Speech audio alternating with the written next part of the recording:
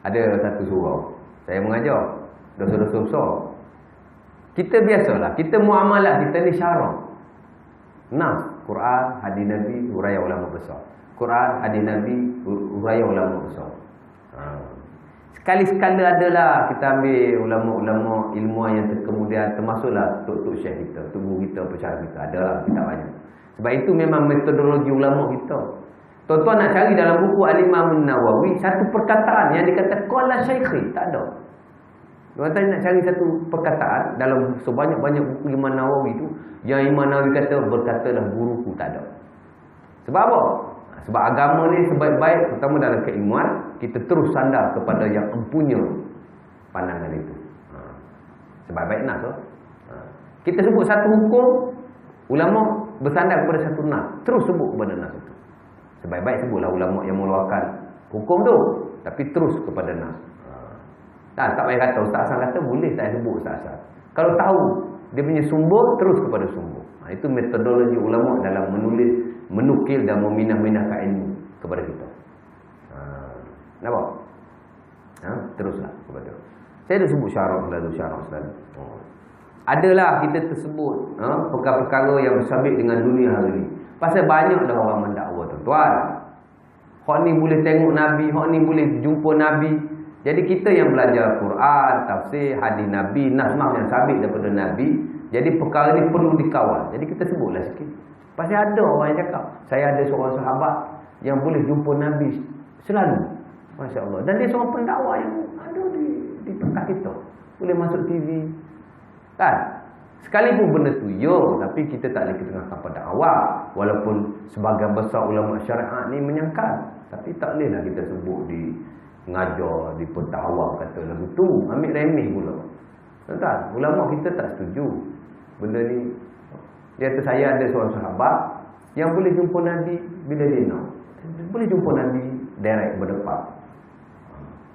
Jadi kita sebutlah benda itu, tapi bukanlah dalam bentuk kita tahu, kita cuma nak berkongsi. Sebut tu dia marah dekat saya. Dia orang tarekat kan. Lepas dia belakang dia tanya saya, Ustaz, saya nak tanya. Tadi Ustaz ada sebut saya tengah dengan kita edikasi ada minum kan. Dia mai duduk sebelah. Salam. Saya kata Ustaz, saya nak tanya Ustaz, ada muskil ni. Tadi Ustaz kata kita tak boleh jumpa Nabi.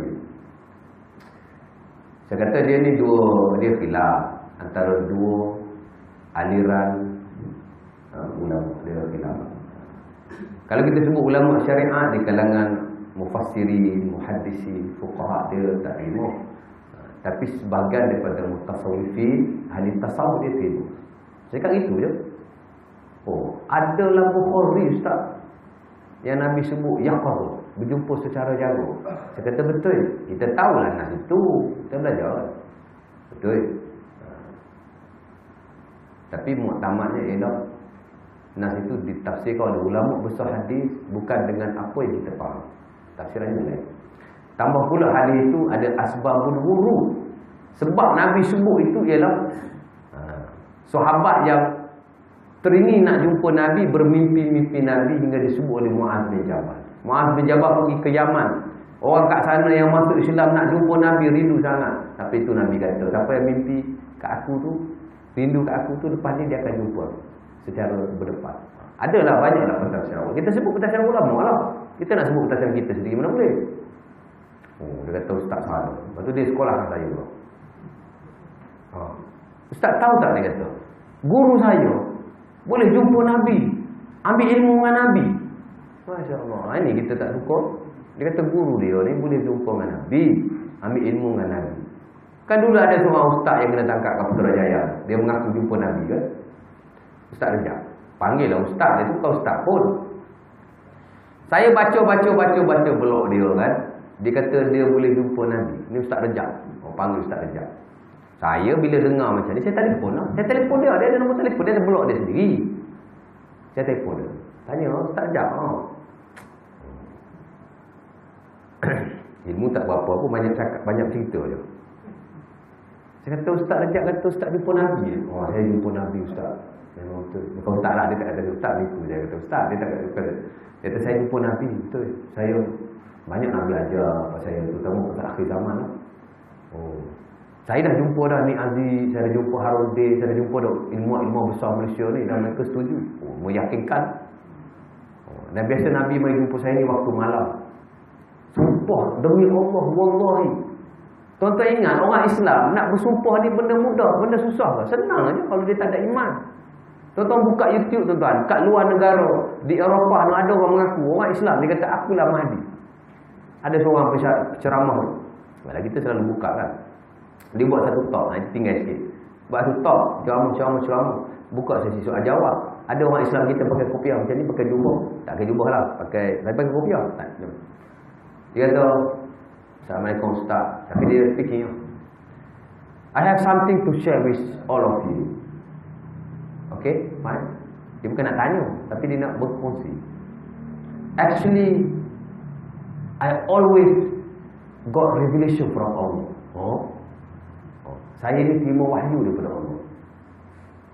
Actually, I am Imam Mahdi. Sebenarnya saya lah Imam Mahdi. Beritahu orang kan. Tapi penceramah ni dia bijak.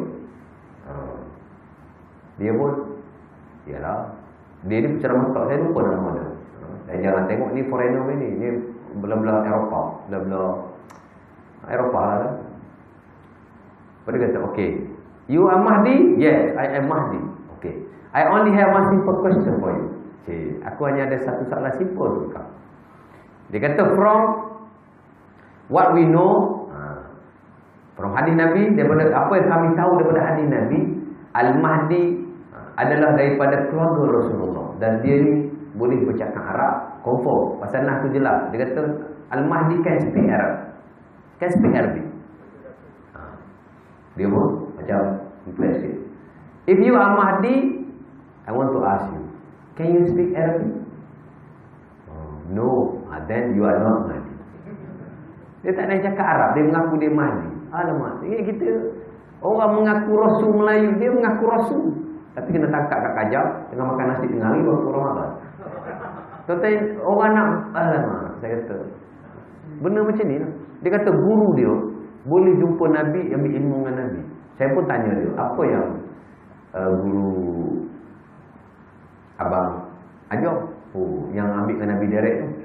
Satu amalan yang besar, Ustaz. Besar amalan. Amalan apa? Dia kata selawat Fatih.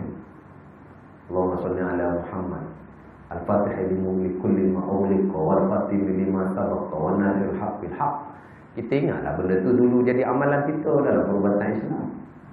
Kita ingatlah selawat-selawat yang banyak ni, pasal dulu kita belajar Jauhar Mabuk kerana Syekh Ali Kalantani, bukan selawat Fatih saja, ada selawat kubra, ada selawat macam-macam lah.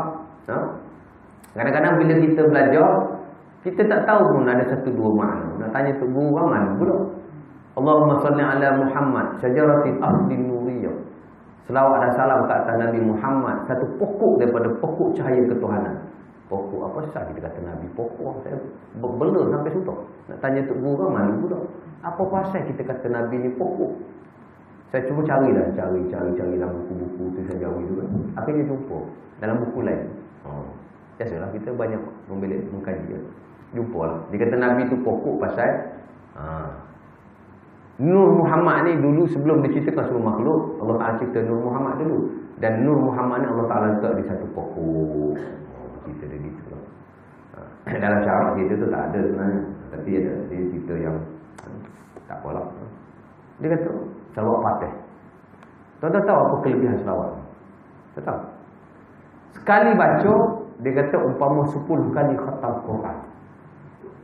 Kalulah betul-betul daripada Nabi saya lah akan buat dulu. Sebelum abang buat, saya buat dulu.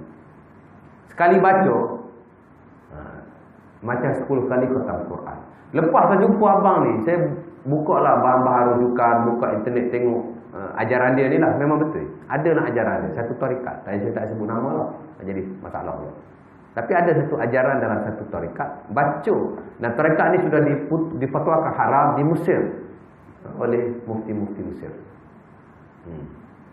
Sekali baca selawat 10 kali khatam Quran. Dahsyat. Sehebat-hebat kul wallah pun 1/3 Quran je. Itu pun ulama khilaf lagi. Kan? Imam Ghazali kata, bila baca qul huwallahu bukan 1/3 pahala. Tak.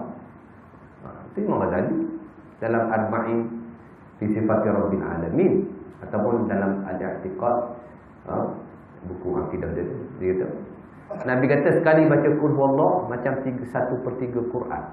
Dia kata bukan 1/3 pahala, dia cuma 1/3 kandungan Quran. Itulah ketuhanan. Sebab Quran ni ada 3, satu ketuhanan, satu hukum hakam, satu ibrah, kisah-kisah. Jadi 1/3 ni 1/3 kandungan Quran, bukan pahala Quran. Tapi jumhur kata pahala lah. Nampak? Sekali baca 10 kali khatam Quran, dahsyat tu. Lah tu saya tak boleh nak cakap apa, dia mengajar saya pula. Tuan-tuan tahu akhir saya kata apa? Saya kata, bang, saya datang bengang saya tu. Saya mengajar sini sebulan sekali. Apa kata? Abang ambil tempat saya. Saya pula jadi pendengar. Oh, tak boleh. Macam tu Ustaz. Kan? Saya buat ni tasawuf ni teror lah. Buat ni saya tak boleh ajar. Tak kisahlah ajar lah tasawuf. Dia tak nak ajar. Lalah dia pun salam saya, dia pegang wudu apa semua. Dia pun masuk duduk depan. Siksa depan lah. 3 orang. Dia tanya imam kita siapa tu? Anak dia dengan kawan dia. 3 orang. Dia pun selawat lah. Tak tahu dia selawat je. 3 orang selawat macam 300 orang selawat. Menjerit-jerit. Allahumma salli ala Muhammad al-Fatih lima awlimu. Astagfirullahaladzim. Gila apa dia kata. Macam ni dia selawat kat Nabi ya. Tapi bagi dia berzikir dalam keadaan macam tu dia satu ibadah. Dia panggil zuq. Rasa lazat. Bagi saya tu bukan lazat, tu dibuat-buat. Ada selawat terjerit-jerit macam tu. Saya tanya imam, tak ada benar ni duduk kat suara kita ni baik. Dia jarang datang Ustaz, dia jarang. Dia orang karya situ lah, tapi dia kata dia jarang datang tu. Jarang lah berjemaah ni jarang. Memanglah kita faham dah sebagian tarekat tak mementingkan semayang berjemaah pun. Saya nak bagi contoh kan tuan-tuan. Kadang-kadang kita kena jaga-jaga lah. Dulu saya ada cerita lagi. Tapi kok tak pernah cerita kat sini kan. Lain kali kalau saya ada cerita benda yang sama, beritahu tau. Saya tak nak repeat. Ini cerita yang betul-betul bernilai. Sebab saya mengalami sendiri. Dan orang ni pun ada mengajar. Dan dia pun ada YouTube. Dia pun ada orang ni. Tapi saya kenal lah dia. Pasal dia orang daripada Tok Kenali. Ada orang cakap jumpa saya.